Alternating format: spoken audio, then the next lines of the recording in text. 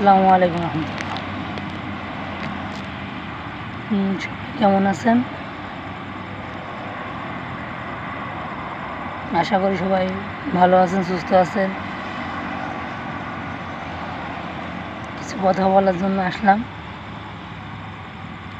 বিষয়টা হচ্ছে গরিব আর বড়লোক, ধনী গরিব।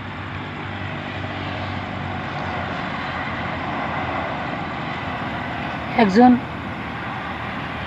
গরিব হয়ে জন্ম নিছে, সেটা তার দোষ না। হয়তো আল্লাহ পাক রব্বুল আলামিন গরিবের ঘরে তাকে পাঠাইছে কঠোর পরিশ্রম করার জন্য,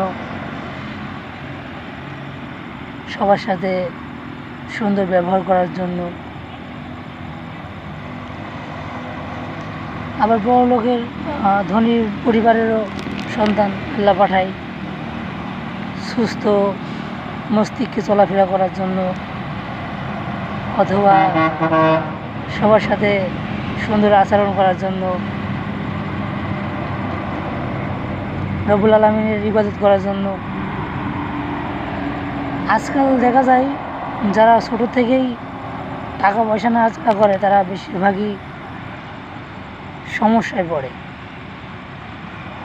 বেশিরভাগ ক্ষেত্রে দেখা গেছে বড় লোকের বা ধনীর পরিবারের ছেলে মেয়েরা একটু উচ্ছৃঙ্খল হয়, কারণ তাদের কোনো কিছুর অভাব থাকে না। তাদের কোনো কিছু অভাব থাকে না, তাদের অভাব না, এই জন্য যখন যেটা ইচ্ছা সেখন সেটা করতে পারে। কিন্তু তেমনি গরিব বা একেবারে দুস্থ পরিবারের সন্তানেরা হয়তো টাকা পয়সা পায় না, সেই জন্য উচ্ছৃঙ্খল হয় না বা যেটা ইচ্ছা সেখন সেটা করতে পারে না। তাই তো বলছি, গরিব ঘরে জন্ম নেওয়া নিজের দোষ না, কিন্তু গরিব হয়ে মরা নিজের দোষ। তেমনি বড় লোকদেরও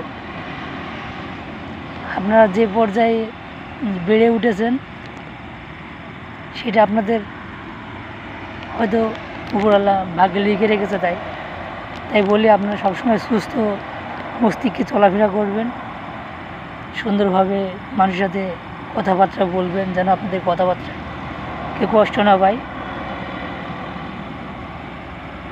এই এতটুকুনি। আজকের বিষয়টা হচ্ছে ধনী আর গরিব।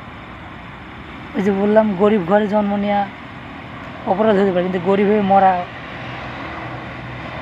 বড় অপরাধ। এই জন্য চেষ্টা করতে হবে জীবনে কিছু করার জন্য। সবাই ভালো থাকবেন, সুস্থ থাকবেন, দোয়া করবেন। আসসালামু আলাইকুম রহমতুল্লাহ।